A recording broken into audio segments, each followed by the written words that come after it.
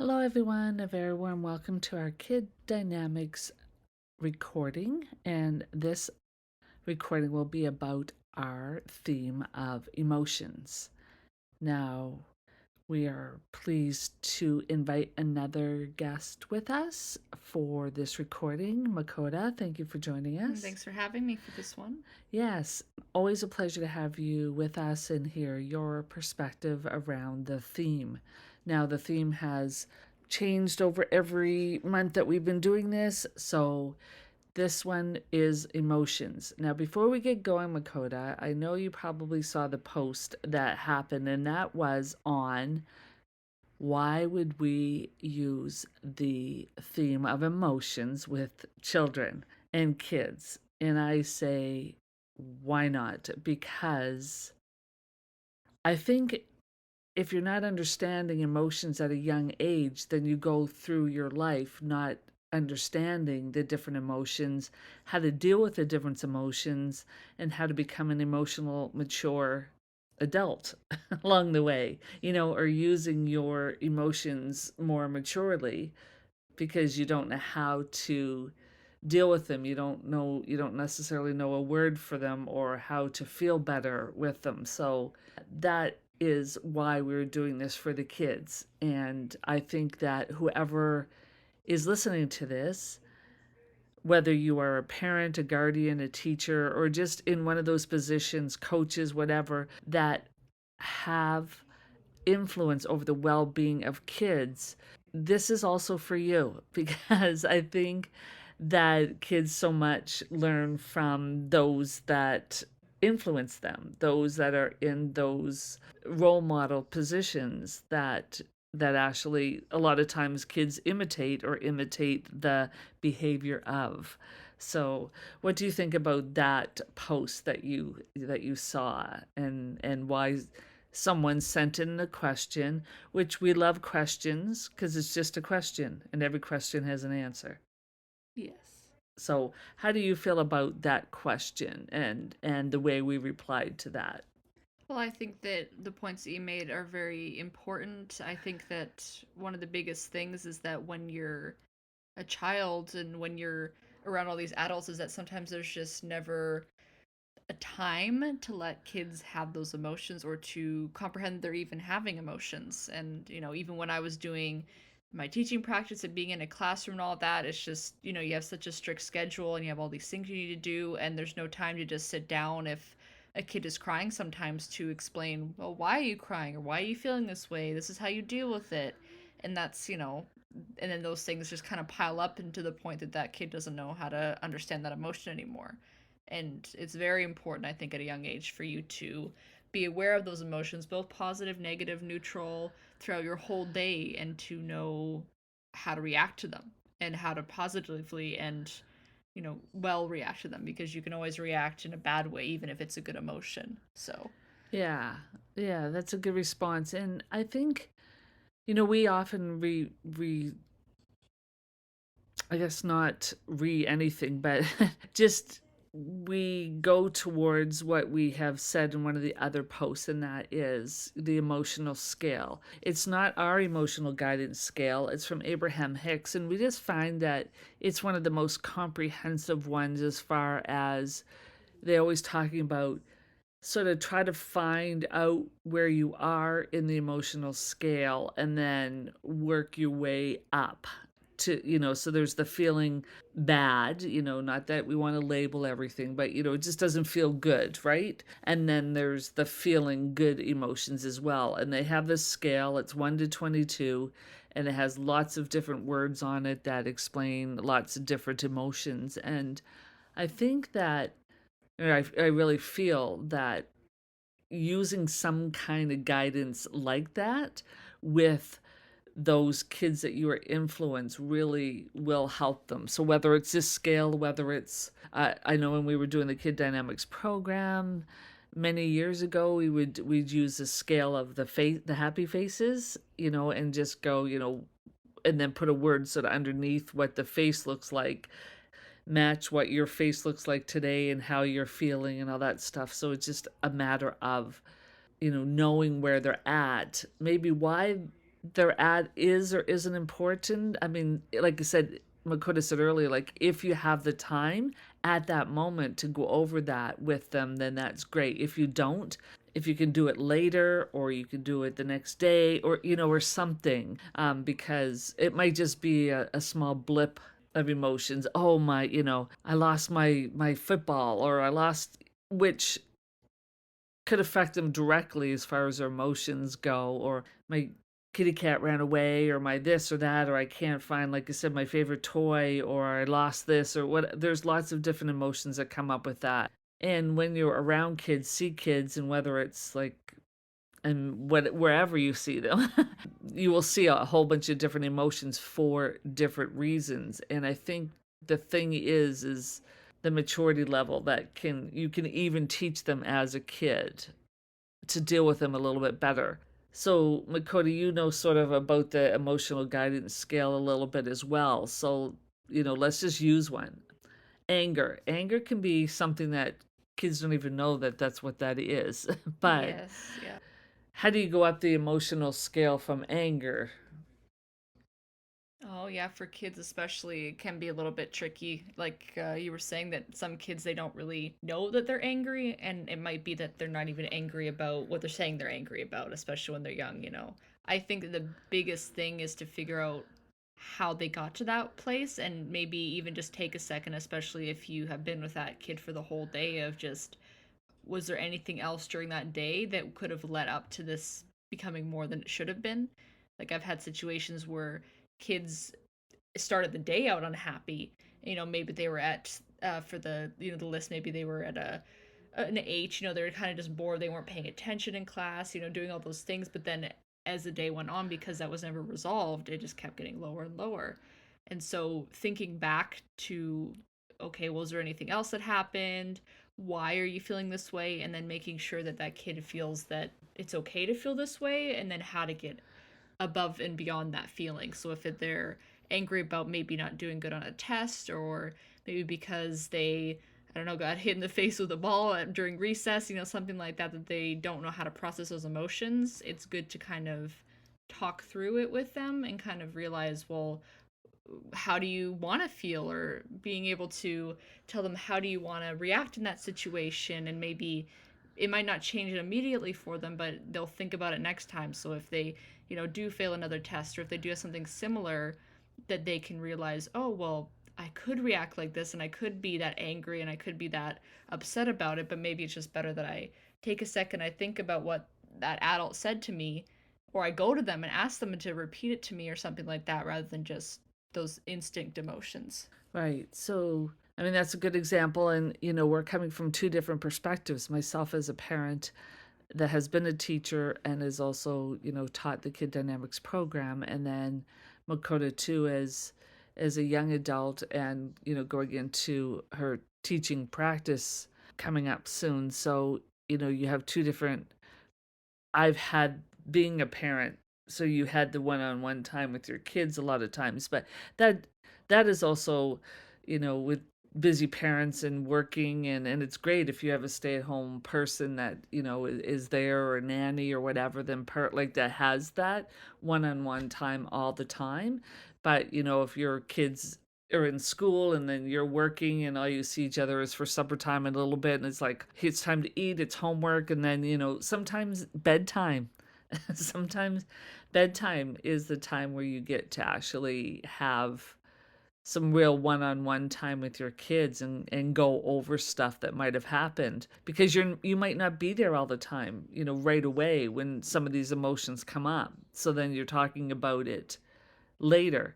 As a teacher in a classroom, a lot of times you might not be able to may or may not be able to deal with it Yes. at that moment, but you might be able to, like you said, on a break or a lunchtime or, after school before they leave or talk it over with the parent, whatever it might be. But Hmm. the whole thing, I think, is communication because you asking about the example earlier about anger, like how do you feel better? Because up here, just to give you a couple examples on this guidance scale, it's like from anger you can go to discouragement, to blame, to worry, to disappointment, to frustration, to boredom, and then you start getting into the feeling better emotion: contentful, hopefulness, positive, enthusiasm, passion, joy, empowerment, freedom, love. It's not like you have to touch every one of that number. Like 17 is anger. See, it doesn't mean like you have to touch every emotion from 17 to get to that, at least up to 7, where there's some contentment or hopefulness that feels a little bit better than, not feeling as good. But you can't really jump from anger right to joy. And if you can, congratulations, but I don't know how it's authentic it would Yeah. be. You sort of know though sometimes if it's important, if one minute a kid is crying and then all of a sudden you give them something that makes them happy and then they're happy again. So you really know that that emotion wasn't necessarily an authentic Yeah, it emotion, wasn't or full maybe. yeah, like, or something that was a meaningful emotion. It was just like, okay, well, this is what I've learned to do when I don't feel good. I just cry or I yell or I this, Yes, it's a whatever. reaction rather than the emotion, I think. Yeah, a reaction and everything. Very good. Yes. There's all of that. There's knowing affirmations that we have in the Kid Dynamics program. There is like the communication part of it. Are you teaching them how to be at one with themselves and learning to know their own inner guidance? Are you doing meditation time? Are you doing movement time, breathing time?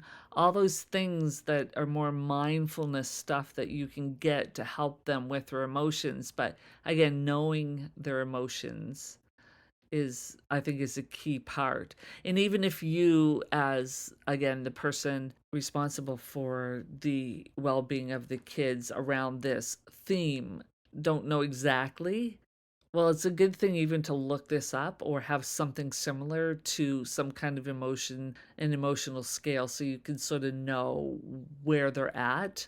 There's lots of psychology books. There's lots of, ways to have people feel better or why things are happening. And the thing is like, do you really want them to stay in the why as much, or do you want them to go to the solution? What do you think? I think they want to. I think it's understandable to want to know the why and definitely work it out. But I think being able to find a good solution for yourself is the most important there. You figure out the why, especially at a young age, but I think figuring out a solution that, no matter what situation, that you have a way to get out of that emotion or you have something that'll calm you down or change how you feel. That's, sometimes more important than just figuring out the why. It's very important, but you might just focus too much on the why and not actually feel any better at the end of it. So, Yeah, I agree, because sometimes a why is you get into, oh, well, blame, you get into all these other worry, you get into all these other frustration and disappointment and all that stuff, which is all part of going up the scale. It's just, again, you don't want to stay in it, and especially like kids, and say, for instance, brother and sister issues or school issues. Okay, well, blaming it on someone else. We are in a co-creative part of our lives always. So we do believe in the law of attraction here at Kid Dynamics. So like attracts like. Everyone is co-creating with everybody along the way. And so it is important for them to know that if you're involved with something, you have some part of it because you're there. You're like, how could you not be part of something when you're part of it? Like, does that make yes. sense? Like, Yeah. you can't just go, oh, Johnny came in and hit me for no reason. Well, that could have happened. However, what led up to Johnny coming over and doing that to you as well? Is this something from months and months that just boiled up because maybe someone wasn't being nice to each other, or he was, did whatever? There's 100 reasons why things happen. It's just about when it happens, what do you do with it? And like I said, the emotional guidance scale, well, is again just one tool and one resource along the way that will help in however you want to deal with emotions, as long as I think the kids are understanding that it's okay to have the emotions, Yes. that it's emotions are normal. And so like you said earlier, it's like the the people that are having the well-being of the kids also has to have some kind of understanding, because you can't teach what you don't know either. So you have to have some knowledge about how this all works. and that sometimes we generationally have to change how things are done. Yes, You of can't always course. just do what the parents done or the teachers done or the coaches done or whatever. Sometimes you have to live within those rules when you're with them, but as you grow up, you can generationally change how you do things. And I think kids are more conscious Yes, I agree. Yeah. as they're coming into this world now. They're more conscious. People are more conscious, and it's not just okay. Well, this is how my parents reacted, so this is how I react. Like, I think people are smarter than that now, and you're learning more now, and so it's always about choice, and I think if someone has an emotional outburst or emotion, and it's just like, well, you can choose how you deal with it, right? Like, you can choose how you want to be with that, how you're feeling. Exactly. Yes, I think that you have to be aware of your emotions. You have to be allow them to happen, but you need to just make sure that you're okay with how you're feeling and if you would want other people to see you like that or that you want people to know that you have a good handle on your emotions, especially if you have kids that you're looking after that are looking up to you. You need to make sure that, well, if they're looking to you and you don't have a good control on your emotions, then how are they gonna want to follow that example or listen to what you have to say about it? So, Yeah, and it's interesting how much of an influence, because it's not always about what, again, people in that role of the well-being of kids say. This is equally about how much, what do they do. yes. The kids feel things more than, they feel the vibe Yeah.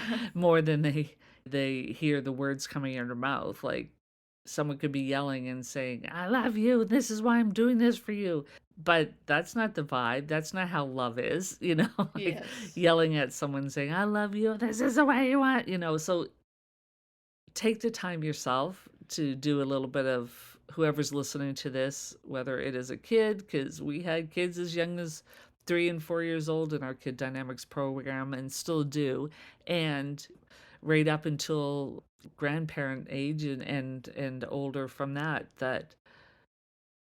that are learning and growing and evolving because of the program and the things that we have to offer. So kiddynamics.com is our website.